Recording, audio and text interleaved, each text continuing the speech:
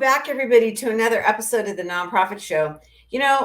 I say this sometimes, and that is like sometimes the magic happens in the green room before we ever go live. And I just met my new best friend, Matt Glazer, today. We talked about everything from running to teaching to learning to profitability. And wow, I hope that the conversation live is as good as it was in the green room, Matt. Me too. I mean, that's a lot right there. I hope I can live up to that. Well, I think it's going to be a really cool discussion, and I love your spirit in your approach already. But we're going to talk about the human side of nonprofit success, and you have this like amazing statement that structural health is as vital as fundraising.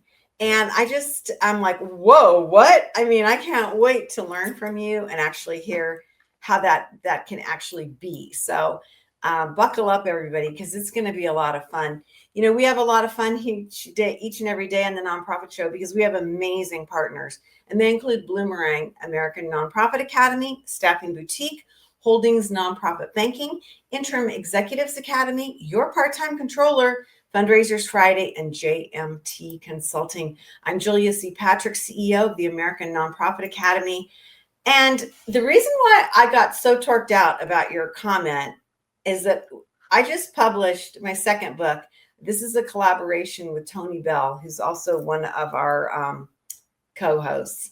And it's called The Architecture of Fundraising. And so I'm like, what? You're going to tell me that structural health is as important as this? So yeah. I can't wait to dig in. So Matt Glazer, you come to us from the great state of Texas. Talk to us about what Blue Sky Partners is doing. Well, at the heart of it, we do strategy, operations, and management consulting. And there's you can throw a rock and hit 50 of us. But I think the big difference is that the reality is our vision is that we want to help individuals and organizations do good work for a long time. And so we take a really human-centered design approach to everything from strategic planning to our executive search functions to when I get to sit in the chair of being an interim executive director or chief operating officer. And that's really at the heart of what we're trying to do is just bring that human-centered design approach to everything we do. And so that's what makes us different. And that's why I'm so excited to be here. Wow. I'm fascinated by this, and we have a lot to talk about, but I've got to ask you this question. How familiar as an overall philosophy are the clients that you work with human-centered design? Do you have to like really bring them up to speed? Or when you use that phrase, do people understand what you're talking about? Sometimes I think it has definitely become more common. Our firm's about 8 years old. And when we first got started, no, but what we would do is we would have real conversations to say that things happen with people, not to them. And if we really refocus that changes the way we think about board service, the way we think about governance, the way we think about client services, whether that's direct services or not, what that looks like in sort of your strategic planning process. And so just that one little phrase being added in, I think makes a big difference. The other is that we're just really transparent in the work we do. So from the very beginning stage, when we're writing a scope of work, you're going to see our methodology front and center. We're going to talk about liberating structures and POP frameworks and all these things. And we're linking to it into other people's things because at the heart of, I think my personality is I'm a teacher. And so I get to teach and evangelize on the thing that matters so much to me while also doing that really impactful work. Right. So before we ask our first question of you, you shared this with me in the green room. Talk about your teaching and where you teach and what you teach. Yeah, that is my passion, right? I love the impact work and the consulting work that we do. But at the heart of it is about 5-6 years ago, I got the opportunity to be a professor of practice at Trinity University in San Antonio. And so I teach the intro to entrepreneurship. I teach human-centered design. I teach the business capstone class where my students write a business plan. And I get to teach a little bit of sales strategy. And I get to really think about how do I help really passionate young people explore the idea of entrepreneurship and innovation. And in some cases, they start companies. In some cases, they go work for folks. And in some cases, they go work in the nonprofit or the social impact sector. And no matter what, these are those transferable skills, and it's absolutely the passion I get to work on. Yeah, I love that you can see the through line of that from the for-profit to the nonprofit, because absolutely, I think those nonprofits that have those skills really amplify their work, and I think they build a lot more community support. I think that's right. I really do. I think that that's something that is magical thinking for a lot of philanthropic investors, funders, grantors. So really interesting. See what I said, everybody, about my soulmate, in the middle part of the country. That better be a promise. Yeah, this is like super cool. Well, let's dig into this first concept I really want to explore with you. And that is organizational health allows a team to work the long haul. What does that look like to you? Well, I go back to when an organization doesn't know their North Star, then they don't know how everything is working together, right? And it doesn't have to be something as formal as a strategic plan or some sort of operational plan or implementation plan, right? You can do those planning pieces, but sometimes it just takes being in a room together and having a real conversation to say, hey, we're going to get through this chapter, and that's what this is going to look like. Or we have this big problem or this big question. How do we solve it together? And whether that's a short-term 3, 6, 9 months, or whether that's long-term 10, 15, 20 years, the way we think about like the North Star allows us to know where we're headed, why we're headed there, and what the destination is. And so I like to tell folks to just take a second, be really deliberate about that sort of intentionality, and don't let inertia or we do things because we do them be the reason we do them, right? Like, let's have intention. And so breaking out of that feedback loop to make sure that it is kind of feeding itself. I think Jim Collins wrote like a Good to Great. It's like this having a flywheel, like all of a sudden things just get easier. So how do you juxtapose this with, or does it replace the mission, vision, and values piece? Because I feel like a lot of boards spend a tremendous amount of time on this, and then they kind of push it off to the C-suite or to the organization, and it doesn't always flow together or emanate from all of those places, right? Like, where do you see this fitting in? I think that's still essential work, right? Even at Blue Sky Partners, we have a vision, right? We want to help individuals and organizations do good work for a long time. And we're not defining what good work is, and we're not talking about long time, right? Like that can be pretty ambiguous, and it needs to show up a little differently for every single person. But I do think that your vision tells you why you're doing it, and your mission tells you how and what you're doing to make that happen. Your values need to be the things that really guide you to say, hey, this is aligned with my ethos or my morals or the societal ethics, right? Those all need to exist. Yeah. But you still got to be really clear about what it is, because I've done a lot of research, I've done a lot of work, and I've only been able to find one nonprofit in the history of nonprofits that have achieved their originally stated vision. And that was the March of Dimes said that they were going to cure childhood polio. Right. Like, it doesn't mean that you have to put yourself out of business. But I mean, wouldn't it be great if every organization that was out there was so clear with where they were trying to go that they did try to put themselves out of business, that we would solve the hunger crisis, we would solve the housing crisis. Everybody that needed it would have the access to resources like healthcare. So, I mean, I aspire that nonprofits are so clear with their vision and mission that they want to put themselves out of business. Mm-hmm. But that clarity also allows you to think about staffing, who's on your team, what roles do they have, what's the structure, what kind of board members do you need, what kind of philanthropy do you need? Like, it just answers all those other questions. Mm-hmm. It's really an interesting thing too, because I think that it takes a lot of, you have to step outside yourself, right? Yeah. You have to see working a mission that might occur after you're gone. Yeah. Whether you're a hired player or you're in board service, whether you pass away. I mean, if it's multi-generational, I mean, there's a lot of ways to think about this. It's really interesting to think about the long haul. I think a lot of times too, in the nonprofit sector, we deal with emergencies. Mm-hmm. And whether they're real or self-created, and then it's really hard to have that vision down the road. Totally.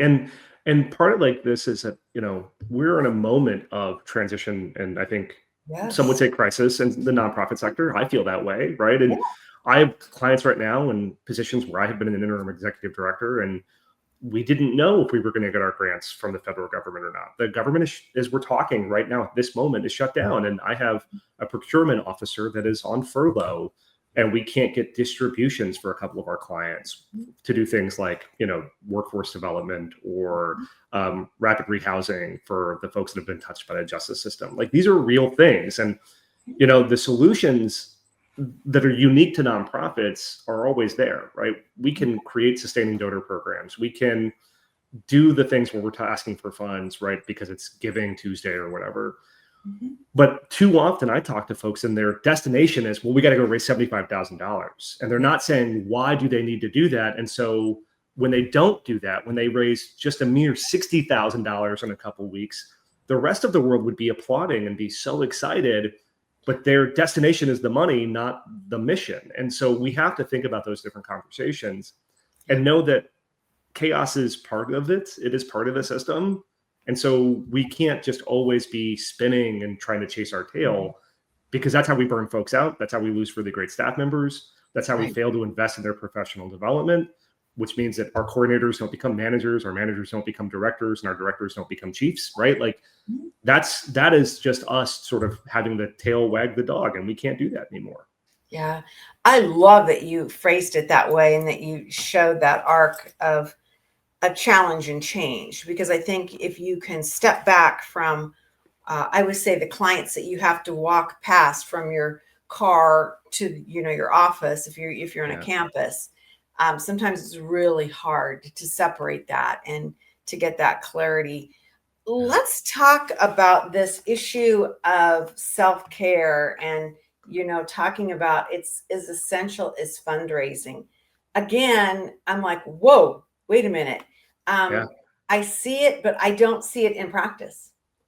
Yeah, it's hard, right? I mean, I'm guilty of it too. You see my medals behind me, right? And when I get really stressed out, the first thing that goes is this, right? The very first thing that comes off my plate that is that self-care of my morning routine, which is running for me or making coffee and reading a book or learning. And that's just really common, right? Is that I think as folks that are in this sector, have a value set of like, take care of others. But at the same time, we're instructed to put the mask on ourselves first before other folks in case of an emergency. And we just don't do that. Yeah. So if we were to think about fundraising as just an example, but we can also think the same thing about investing in our staff, our board. If we don't put the mask on ourselves, then when someone needs something, well, we're coming from a place of stress. We're dysregulated. We're burning ourselves out. We're trying to just put one more hour in our day. And I don't know about you, but I only got 24 hours in my day, and I love sleeping for 8. I'd really only like to work 10 or 12, and that gives me about 4 to 6 hours to hang out with my dog and my wife, right? Like, so that sort of self-care function is really important. And when we're clear-headed, we get to have conversations like this. When we're clear-headed, we get to like actively listen to our clients and hear what they need. If you're in a direct service situation, right? If we're actively taking care of ourselves, we can think about how do we develop that person next to us so they go from intern to staff member or staff member to leader, right? And so when we know that we got to balance our books. We know that. Like, I'm not trying to say, hey, don't go do the fundraising. Like, don't make your budget. What I'm saying is go make your budget, but instead of working that 55th hour, maybe work 52 hours and use those extra 3 hours to take care of yourself and journal or go into your process to take care of yourself for the long haul. So I love how you've taken this and put it into the reality of workplace and structure of our time. Do you have I would say, like, a quick access for somebody that's like, okay, I'm going to be more mindful. I'm going to try this. Can we do this like with a 15-minute piece every day, or does it have to be one day a month? Or how do we like literally build this into our own scope of work, our personal scope of work? Do you have any thoughts on that? I believe in work-life rhythm, not work-life balance. I like working, right? I really enjoy it, right? And so when people tell me I need to unplug when I'm on vacation completely, like, I don't want to. I don't want to come home to 1,000 emails, right? Like, that sounds miserable to me, right? And so I think the first thing to acknowledge is like, what is your work-life rhythm? Mhm. I got my first start in the nonprofit sector actually through political campaigns and civic engagement. And so I did communications, which meant that, I'm old enough to know that when you want to do communications, you woke up at 5 a.m., you got your press release out, you followed up to the news office. So I'm an early riser by nature because that's the beginning of my career. Yeah. So I like waking up early. I also like going to bed early, just that's fine. And so when I think about that, it's like, okay, what is my process? I don't want to add 15, 20 minutes to my day and have it siloed. So Okay. I like to, and we have these call outs in Blue Sky Partners where I'll just say I'm taking a brain break. I've done some deep work for about 45 minutes or an hour and a half. I'm gonna take 5 minutes. I'm gonna go walk my dog. I'm gonna go sit outside if the weather's nice, right? I'm gonna sit down and meditate if I want to. But some people need bigger chunks of time. And I totally get that. And if that's the case, I think you got to think about your process and your rhythms. And my big thing is my morning routine. And I hold that so sacred. And my morning routine is either run or I hand make coffee. Like I grind the beans in the morning and then put it in my coffee maker and have fresh coffee. While that's going on, I'm usually listening to a podcast or an audiobook or music. I read in the morning because that's when I get the most time of it. And I hold that 30 or 45 minutes or an hour sacred before jumping in. I try not to sleep with my phone next to me, right? But that may not be prudent. You might have a family. So if you Right. don't have a family, come steal my process. If you do have a family, figure out how you can take 5 or 10 5-minute breaks throughout the day that is for you and you alone. I bet you're going to be happier in the long run, and you're not going to miss out on work. Like nothing is catastrophic is happening in those 15-minute breaks. Nothing. Yeah. It's really interesting. So now I can't be your new best friend because I am not a morning person. Fine. I'm just getting rolling when the show comes, to be very frank. And so it's very interesting that you use the word rhythm. And I like that because I think when I look at my own life, and I lead a charmed life, believe me, but I do get stressed out. I mean, I get really stressed out because I work in a world of deadlines and time and all this stuff, like so many of us. And I never thought about this as a rhythm, and looking at it is to my own capacity and not just those other things around it. So I really appreciate that because I think that's something that's more achievable for Yeah. most of us in the nonprofit sector, is looking at that overall landscape and saying, yeah, these are the times when it might be a little bit more quiet, Yeah. or these are the times when I need to be more amped up, or, it's fascinating that you kind of flipped it on its head to understand where we can be more efficient. Well, and that kind of goes back to the other point of like our work, right? Is like I want to be a value add. I don't want to be in there and just like cause a bunch of headaches because there's a new person in the process, right? And I know some friends that are consultants that think that everything has to be kind of co-created or created by the client and that you're guiding them. And we really do think of ourselves as like fractional support and leadership. And if it's not customized to your need, we don't want to even be a part of that conversation. But to us, that's about capacity for you. And that's how we look at that engagement. Again, that's that human-centered design, though. It's like, what kind of gift can I give you that helps you out? And part of this is like, I feel like also the work I do is always a little bit of therapy, just like a smidge of therapy. I'm not a licensed therapist, but I've been in a lot of therapy. And, they're just kind of calling in and saying, hey, you're saying your standard is this, but who gave you that? Like, who made that? Did you do that to yourself? Great. If you're saying you need to go raise $50,000 and you're self-imposing that, would you be happy if like you just raised 40? Because no one told you externally to go make that thing happen. And they're always like, yeah, of course. It's like, so just go do your best. Like, let's go throw and pilot this program and then learn and iterate and try again. And if we can do that, we document what worked, we document what didn't. The things that didn't work, we don't do again. And the things that did, we do more of it. And that's that kind of, again, that rhythm, because I see too often in the nonprofit sector, having been an executive director 2 times myself, we all kind of sprint to the holidays. And so we burn for 10 and a half months. And then we get to about the Thanksgiving time, and we just crash out, and we're supposed to just be right as rain again after the new year. And why have it be where we're just churning ourselves at that level And I just don't see that that is fundamentally the right thing to do if you're in the social sector or the nonprofit sector. So let's talk about this a little bit deeper, because if you are in, and I'm not like Yeah. negating or ranking, let's Yeah. say you're in, you're running a museum or a cultural institution, that's a hell of a lot different than running a shelter for, domestic abuse, Right. or, people that are unhoused. How do we look at what's a crisis, as to your point, self-imposed, and what's like a legit crisis of Yeah. of human life and duration?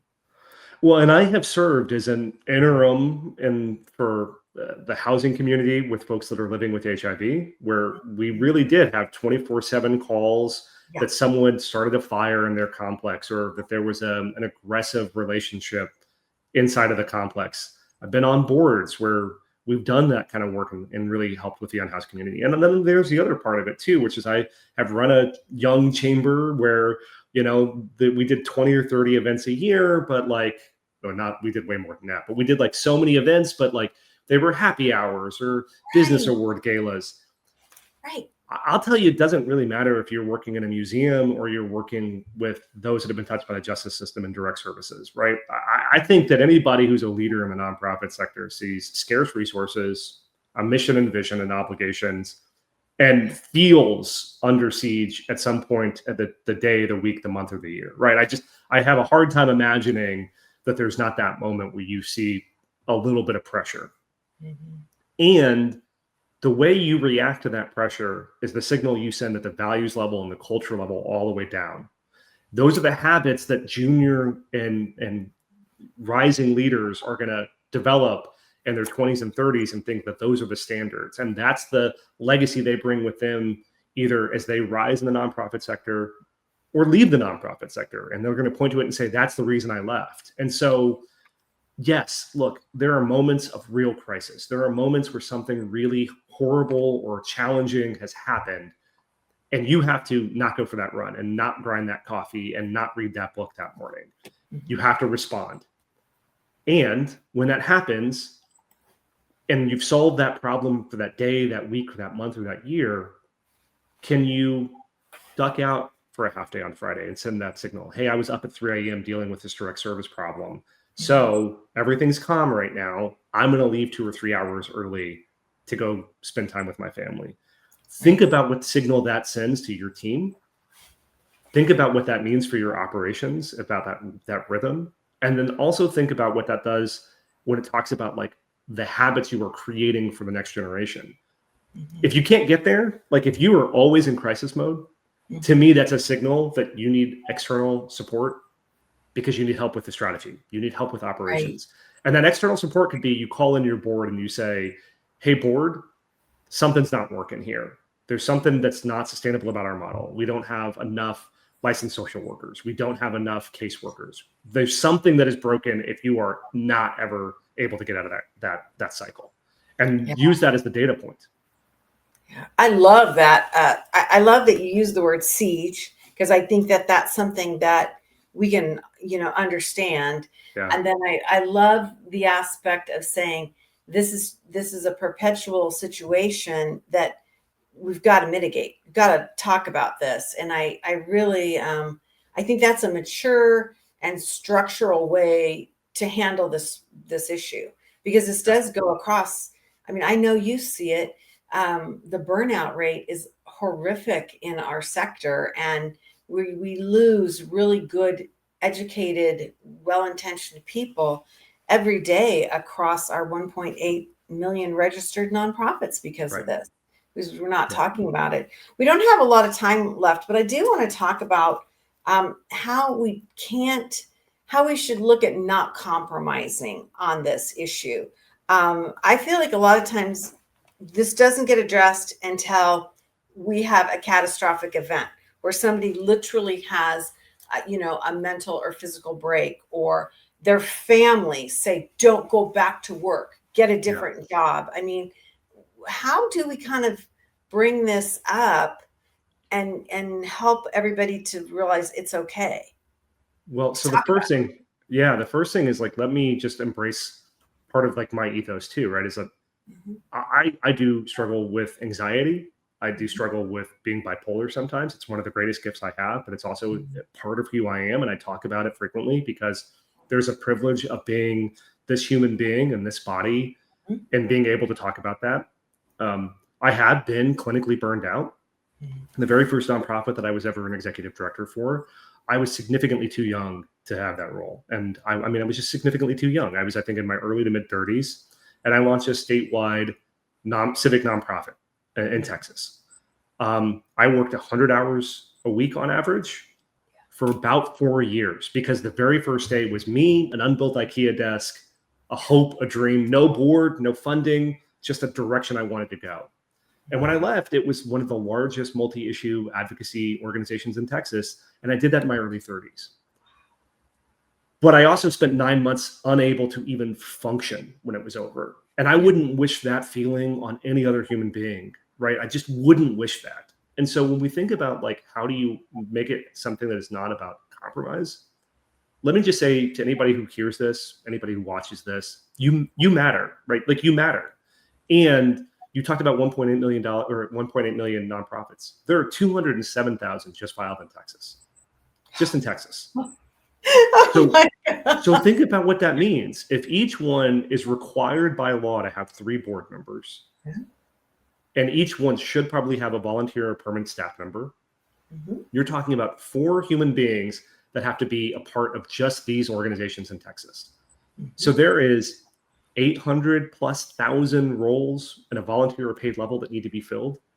25% of all the jobs in America are held by folks that work in the nonprofit sector. 25%. Mhm. You matter.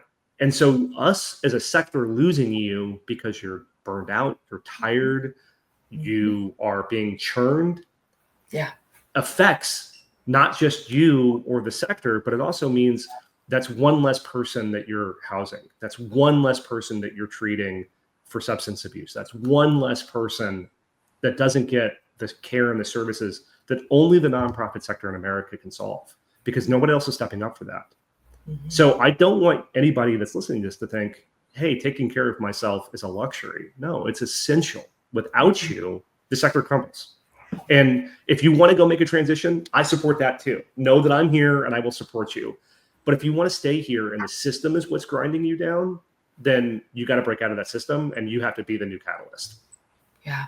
I love that you phrased it that way because I think that's one of the issues that we actually put pressure on our teams to say, especially those that work in human services, there'll be like, really stop your complaining. Look at these people lined up at our door. They have it a lot worse than you. Suck it up, Yeah. buttercup. Get out there. And then it is a force of pressure that I think leads to that exodus of Yeah. our And staff.